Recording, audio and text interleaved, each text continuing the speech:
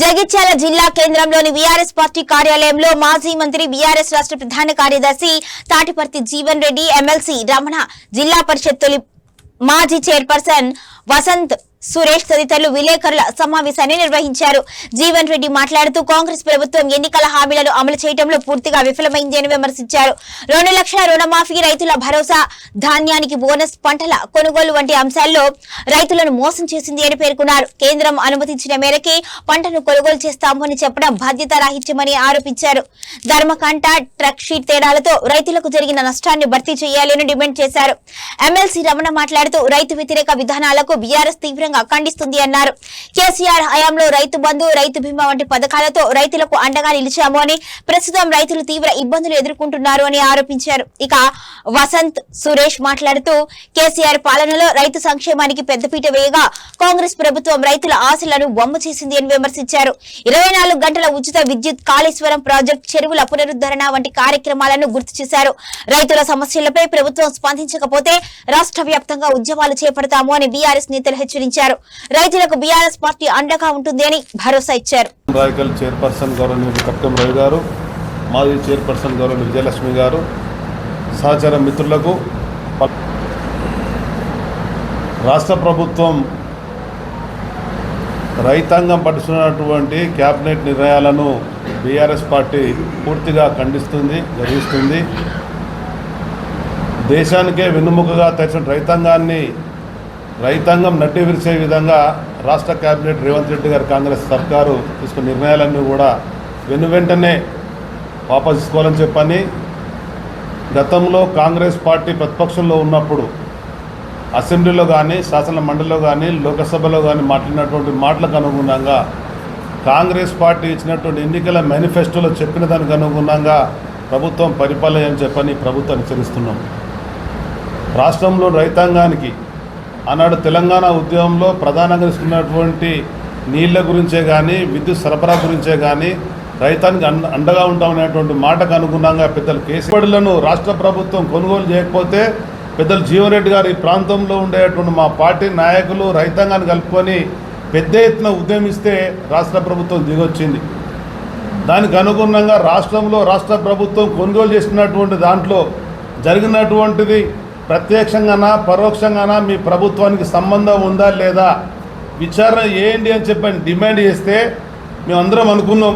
అనుభవకులైనటువంటి జీవన్ రెడ్డి చేసిన డిమాండ్ అది సహేతుకమైనది, ఈ ప్రభుత్వం క్యాబినెట్లో చర్చిస్తే దానికి అనుగుణంగా నిర్ణయం చేస్తుందని చెప్పానంటే, ఆ విధంగా విచారణ చేయకుండా ఇంకా మరింత రైతాంగాన్ని నట్టేట ముంచే విధంగా రైతు పండించినటువంటి ఇవాళ సుదీర్ఘ ప్రజా జీవితంలో ఏదైతుందో, ప్రజల పక్షాన్ని నిలబడి అది ఏ అంశమైనా కానీ ఏదైతుందో వీళ్ళ సమస్య పరిష్కారానికి తోడు నిలబడ్డటువంటి ప్రజాప్రతినిధులు అందరూ బాధ్యత నిర్వర్తించిన వాళ్ళం ఇక్కడ ఉన్నామని చెప్పి అంటాను. దయచేసి మరి ఇవాళ ఇప్పటికైనా రేవంత్ రెడ్డి మేల్కొను, నాయన ఇప్పటికైనా రేవంత్ రెడ్డి మేల్కొను. వీళ్ళు కేవలం వాగ్దానాలు పరిమితం కాకుండా మీరు ఏ వరంగల్ డిక్లరేషన్ ఏదైతుందో ఇది బైబిల్గా చూసుకొని ఆయన అంటున్న గీతగా చూసుకోని చెప్పి అంటున్నా. ఎన్నికల ప్రకటించిన ప్రణాళికను అమలు చేయడం మీ బాధ్యత. వీళ్ళ ఎన్నికల్లో మీరు ప్రకటించిన ప్రణాళిక అమలు చేయడం మీ బాధ్యత. మా ప్రీమియం చెల్లించలేదు అంటే ఇప్పుడే ప్రీమియం చెల్లించలేదు చెప్పండి. రాబోయే కాలంలో ఏదైతుందో నువ్వు ఏం చేస్తావు ఎవరికి తెలియదు నాయన. అంటే ఏంటి, రాబోయే కాలంలో ఏ విధంగా రుణమాఫీని ఎగ్గొట్టిండో, ఏ విధంగా రైతు భరోసా ఎగ్గొట్టి ప్రయత్నం చేసిండో, ఏ విధంగా ధాన్యం సేకరణలో ఇబ్బందులు గురి చేసిండో, వీళ్ళు అట్లాగే ఏదైతుందో వీళ్ళకి రైతు బీమా కూడా ఎగ్గొట్టే కుట్రలో భాగం ఇది అని చెప్పంటున్నాను. రైతు బీమా కూడా ఏదైతుందో ఎగ్గొట్టే అటువంటి కుట్రలో భాగమే ఇది అని చెప్పని పేర్కొని చెప్పంటాం. వీళ్ళ పంటల బీమా పథకం అని చెప్పన్నాడు, పంటల బీమా పథకం లేదు. వీళ్ళ మొన్న ఏదైతుందో పంట నష్టపోయిన రైతాంగానికి అసలు అంచనా లేవు, ఆ పరిహారం లేదు అని చెప్పి అంటున్నా. అంటే ఇట్లా పరిస్థితి చూస్తుంటే రైతు ఏం కావాలో ఎవడికి మరి పరిస్థితి చూడడం లేదు. వీళ్ళు ఏదైనా బీఆర్ఎస్ పార్టీ ఏదైతుందో రైతు పక్షపాతిగా, బీఆర్ఎస్ పార్టీ రైతు పక్ష మీరు ఏమంటారో ధర్మకాంటకు అనుగుణంగా పేమెంట్ ఇప్పిమని చెప్పి అన్నాం మేము. బీఆర్ఎస్ పార్టీ ఏదైతుందో మీరు ధర్మకాంట తూకం ఎంత వస్తే గంత పేమెంట్ రైతుకి పేమెంట్ చెప్పి అన్నాం. మరి ఎందుకు స్పందిస్తలేరు మీరు? ఇవాళ ఏదైతుందో మీరు ట్రక్ షీట్ అని చెప్పని ఇవాళ ధర్మకాంట ట్రక్ షీట్ మధ్య వ్యత్యాసం ఏదైతుందో రైతు నష్టపోతుండు. అది భర్తీ చేసే బాధ్యత వీళ్ళ ప్రభుత్వంపై ఉంటుందని చెప్పి అంటున్నారు. దాని గురించి స్పందన లేదు. అసలు ఇవాళ ఇప్పుడు ఏదైతుందో ఇలా పునాస ఆరంభమైంది మురుగశీల కార్తీ వెళ్ళిపోతుందని చెప్పి అంటున్నా.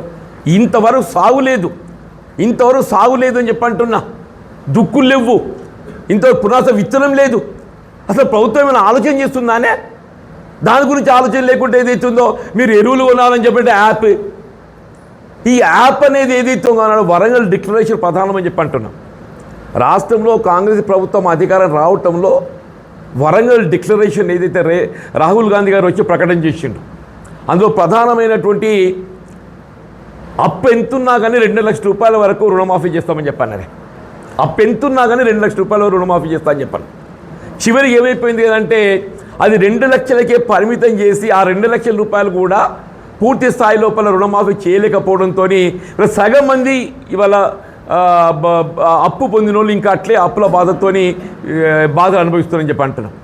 ముఖ్యంగా వరి ధాన్యం సేకరణకు సంబంధించి అది ఏ రకమైన కానివ్వండి కాక 500 రూపాయలు బోనస్ కల్పిస్తామని చెప్పాను. అది ఏ రకమైన 500 రూపాయలు బోనస్ కల్పిస్తామని చెప్పాను. అది ఏం చేసినటువంటి నాయకుడు కేసీఆర్ గారు. మరి రైతే వెన్నెముక, దేశానికి రైతే రాజు అని చెప్పేసి ఆర్టికల్లో వస్తుండే. కానీ దాన్ని నిజం చేసి చూపినటువంటి, వాస్తవంగా మరి ఆ రైతుకు ఉన్నటువంటి కష్టాలను తొలగించి రైతును మరి దేశ చిత్రపటంలో నిలిపినటువంటి నాయకుడు కేసీఆర్ గారైతే ఇలా రైతుకు వెన్నుపోటు ఒడిచేది, మరి వెన్నుపోటు ఒడుస్తున్నటువంటి నాయకుడు మరి ఈ రైతు వ్యతిరేక ముఖ్యమంత్రి అయినటువంటి రేవంత్ రెడ్డి గారు. ఎందుకంటే కళ్ళల్లో దాదాపు మరి 2 నెలలు మరి పంట ఉనక 2లాగా ఉపయోగించుకోలేనటువంటి అసమర్థ ముఖ్యమంత్రి, చేతగాని ముఖ్యమంత్రి ఇలా రేవంత్ రెడ్డి చరిత్రలో మిగిలిపోతాడని చెప్పేసి చెప్తా ఉన్నాం. ఎందుకంటే ఆనాడు దాదాపు 24 గంటల కరెంటును మరి స్వతంత్ర భారతావనిలో 24 గంటల కరెంటు ఇచ్చింది అనంటే అది కేవలం ఏకైక నాయకుడు కేసీఆర్ గారికే దక్కింది. ఇవాళ ఈ ముఖ్యమంత్రి రేవంత్ రెడ్డి ఏం చేస్తూ ఉన్నాడు?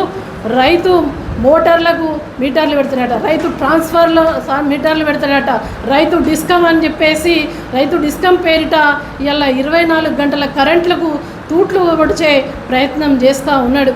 ఎప్పుడైనా పెట్టుబడి సాయం మరి కేసీఆర్ గారు రైతు బంధు పేరిట కొన్ని లక్షల మందికి 72 లక్షల మంది ఖాతాలలో మరి వేసినటువంటి నాయకుడు మరి కేసీఆర్ గారు అయితే, నువ్వు దాదాపు 3-4 దఫాలు అయిపోయింది కదా, నువ్వు ఎక్కడ